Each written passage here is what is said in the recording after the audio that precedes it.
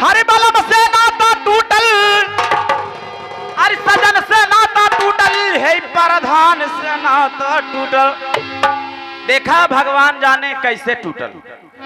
ये न भाईनी जब ही मिले कहा हे छोटकी हम दीही, जब मिले कहूँ रास्ते मिल जाए, कहूँ बरौना मिल जाए, कहूँ दसमला मिल जाए, कहा हे छोटकी हम दीहे, हम कहे हे प्रधान हम तो है देव, कहा देव 5 साल में एक बार वोट देव, तब वो हमारा भैया ना हमें देखा कॉलोनी दिए हैं, सोखा दिए हैं और लैटरिंग दिए हैं, अरे बड़ा सुविधा दे दिए हैं हमारे प्रधान। बाकी कहना बा अरे बलम से नाता टूटल, अरे सजन से नाता टूटल है, बलम से नाता टूटल।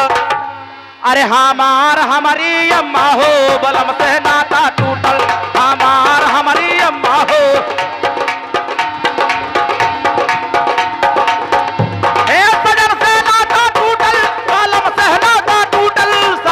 नाता टूटल हमार हमारी अम्मा हो, बलम से नाता।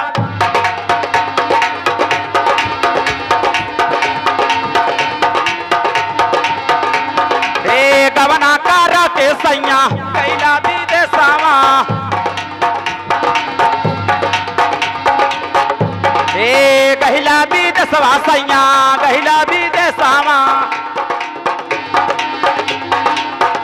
हे जहिया से गैला राजा रजला संदेशवा,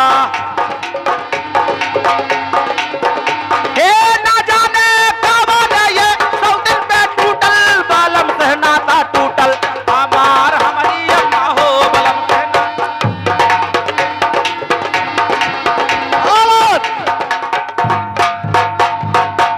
आप है बड़े भैया राम जी, मौजा नेवादा मटीनगंज। ये 20 रुपए का पुरस्कार है, हमारी कंपनी हार्दिक अभिनंदन बंदन स्वागत करते हुए आगे की तरफ चलती है। देखा भैया जी की तरफ से शानदार पुरस्कार। बाकी कहना बा निर्गुण के भावा मास्टर जी। हाँ हरे बहुत रोइला, हरे बहुत रोइला है, बहुत रोइला। हरे सुधिया आहा वही बाला मुआ कई बा बहुत रोइला, सुधिया आहा वही बाला मुआ कई बा बहुत रोइला।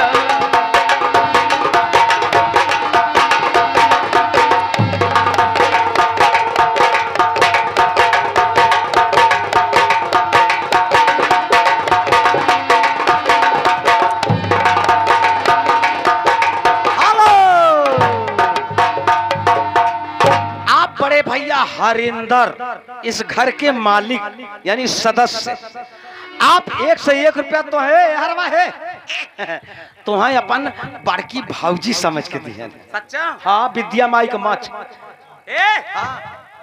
लंडबाई के जाता तो चूल्ही मुरेर के लगाई, कहा था विद्या माई के माछ का हो हे बड़कू ई मामा का भाव स्कूल है घर देखा, कहा तो 47 के हम इम्तिहान दे रहे।